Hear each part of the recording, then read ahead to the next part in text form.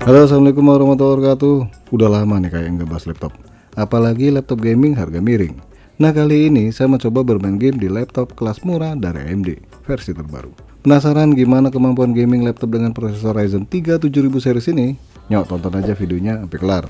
Dan mohon doanya nih, semoga saya bisa melewati masa-masa sulit yang makin rumit untuk dilalui nih. Amin.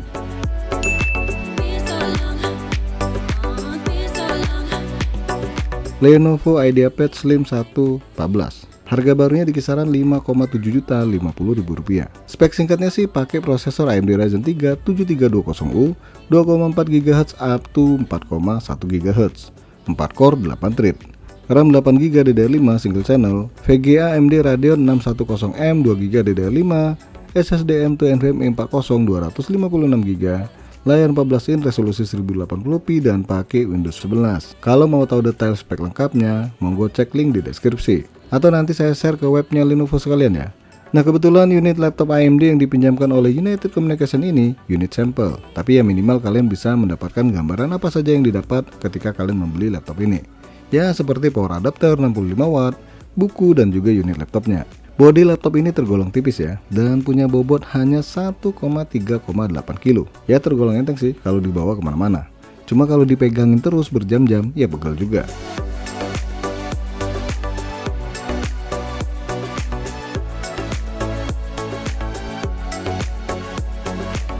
Desain laptop Lenovo ini simple banget ya, dengan bodi berwarna silver dipadu-padankan warna hitam di frame LCD dan juga keyboard. Tapi untuk bodi bagian bawah, warna silvernya sedikit lebih tua nih dibandingkan yang bagian atas. Mari kita hidupkan laptopnya nih dan lihat tampilan BIOSnya, masih jadul. Oke, lanjut kita bahas tampilan layar laptop ini dulu nih. Nah, layar 14 in Lenovo ini enak dilihat ya karena bukan tipe glossy, jadi nggak memantulkan cahaya. Resolusi 1080p di layar 14 in, jadi gambar kelihatan lebih jernih nih buat nonton ataupun yang lainnya, apalagi kalian nonton YouTube NK Channel.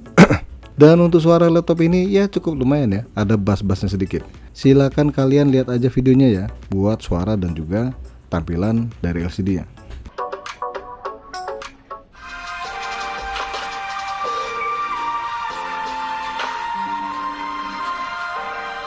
Halo, assalamualaikum warahmatullahi wabarakatuh. Lanjut saya akan share video gaming terbaik dengan harga terbaik pula tentunya. Di atas LCD laptop ini ada bintil, kamera maksudnya.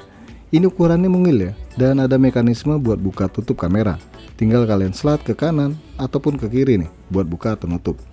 Untuk hasil kamera dengan resolusi 720p ini kesannya biasa-biasa aja ya, nggak ada yang spesial. Coba kalian perhatikan video berikut nih. Maaf, muka saya kusut dan semrawut. Diedit bos. Apanya? Mukanya. Lu kira putu apa? Main edit segala. Aduh.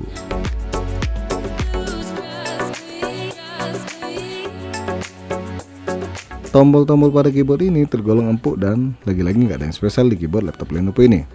Bahkan nggak ada LED di keyboardnya. Untuk touchpadnya sendiri modelnya nyatu ya. Ya yang gini sih rada ribet kalau buat dipakai. Itu menurut saya ya. Tapi ya mau gimana lagi ya, model laptop keluaran baru rata-rata dibikin nyatu kayak gini. Untuk port laptop ini, bagian kanan laptop itu ada port USB 2.0 dan card reader. Terus yang pada bagian samping kiri ada port audio, USB Type-C 3.0, HDMI, USB 3.0 dan power connector. Nah, dekat power connector ini ada LED merah nih. Ini kalau pas dicolok charger. Kemudian berwarna putih kalau baterainya udah penuh. Selain itu, ketika kalian colok itu ada notifikasi di layar ya, di layar laptop. Udah berapa persen baterainya. Ukuran baterai laptop ini 42 Wh. Berdasarkan klaim Lenovo, daya tahan baterai ini hingga 9 jam. Nah, saya coba menonton video YouTube tanpa stop nih, bisa bertahan 4 jam lebih. Sedangkan kalau untuk bermain game hanya bertahan di kisaran 2 jam lebih. Nah, untuk pembuangan panas di laptop ini ventilasinya ada di bawah, kemudian untuk exhaustnya itu ada pas banget di belakang body, tepatnya di bawah LCD ya. Sekarang mari kita gebukin nih. Jangan dong, kita ajak bergaming ria.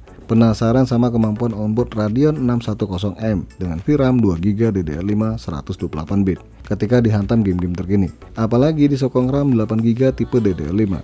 Sayangnya sih masih single channel ya. Oke, kita bahas satu persatu nih gamenya.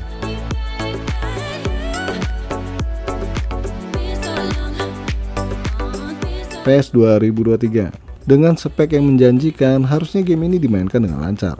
Di sini saya coba pakai resolusi 1080p. Biar kata dinilai jelek baik GPU sama VRAM-nya, bahkan RAM-nya sendiri malah berwarna merah nih dengan tulisan unsupported. Unsupported. Ya bodo amat ya, hajar aja bre. Main di settingan lu dan wih, gamenya bisa running. Tapi sayangnya sih, framerate yang dihasilkan mentok di 30 fps. Ya kadang suka jatuh-jatuh di bawah 30 fps. Tapi kalau menurut pandangan saya, masih oke lah buat dimainkan.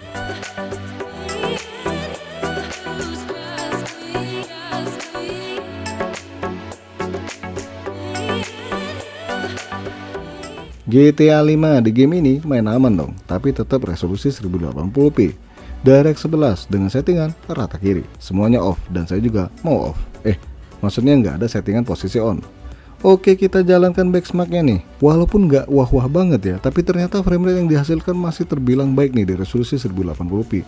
Dengan framerate di angka 30 fps lebih. Mantap.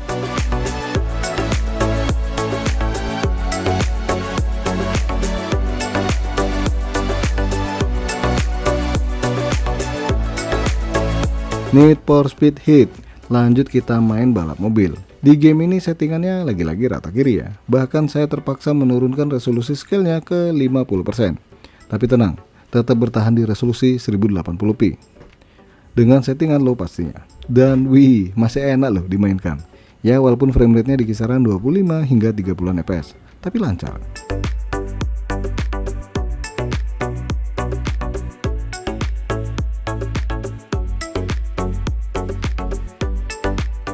Apex Legends, sekarang kita mainkan game online. Nah di game ini lagi-lagi resolusi dipertahankan di 1080p, settingan rata kiri pastinya. Dan walaupun hasilnya nggak wah-wah banget, tapi gamenya bisa berjalan cukup lancar. Ya kalau mau lancar lagi pastinya turunkan resolusi ke paling rendah.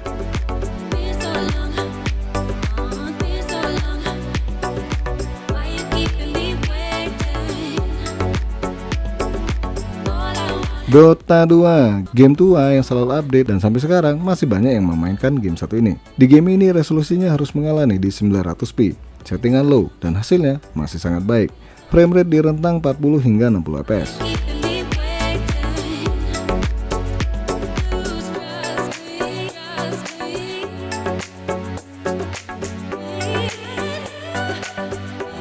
Forza Horizon 5. Sama seperti Need for Speed Heat, game ini tetap bertahan di resolusi 1080p. Tapi settingan very low, alias paling bawah. Dan di game ini, framerate yang dihasilkan hanya di angka 26 fps. Tapi cukup lancar dimainkan. Kalau mau lebih bagus lagi hasilnya, jelas turunkan resolusinya.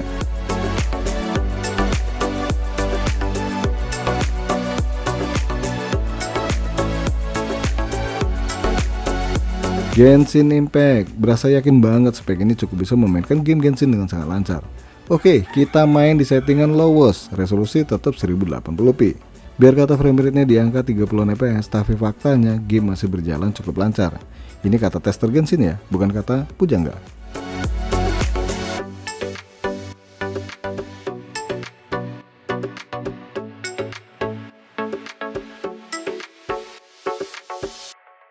Valorant, lanjut game online terakhir yang kita mainkan ya. Di game ini dengan settingan low resolusi 1080p, laptop ini bisa mendapatkan framerate cukup tinggi di angka 70 hingga 100 fps lebih. Ya wajar sih, prosesornya udah 4 core, 8 thread, jadi kemampuannya jelas lebih baik.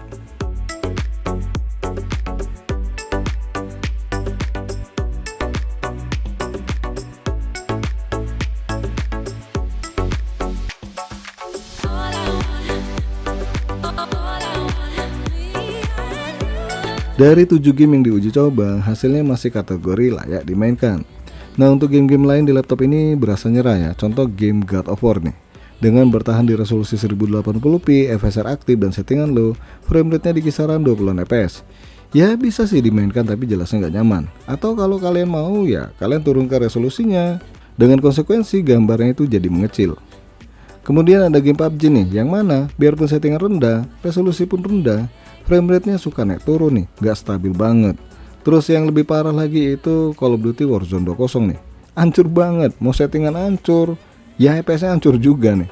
Ya kayak orang kehabisan duit di jalan, motornya mau go kena todong, mana bajunya dirampok nih, bener-bener sedih banget. Dan silakan kalian lihat juga hasil game yang lain nih yang kurang maksimal di laptop Ryzen 3 7320U ini.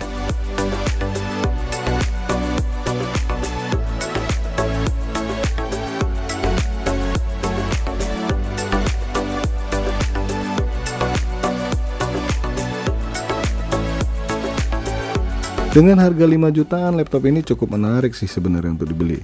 Ya walaupun keterbatasan kemampuan gamingnya, tapi ingat loh, ini laptop bukan didesain khusus buat bermain game. Jatuhnya bisa bermain game tipis-tipis ya. So hal yang wajar nih ketika sebagian game ada yang kurang nendang. Toh banyak juga game yang masih lancar nih di laptop satu ini. Kemudian sedotan daya listrik ketika dicolok charger itu cuma 27 watt. Buset, irit banget nih. Jauh banget dibandingkan PC yang pakai VGA onboard sekalipun. Cuma saran saya nih, satu hal yang harusnya diperbaiki ke depannya ya, adalah upgradable alias RAM-nya itu bisa dipasang dual channel.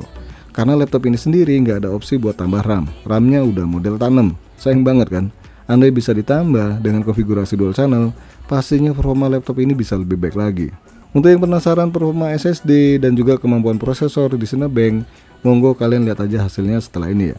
Oke guys, sampai di sini aja dulu bahasan laptop gaming murah meriah dari Lenovo ini dengan prosesor Ryzen terbaru.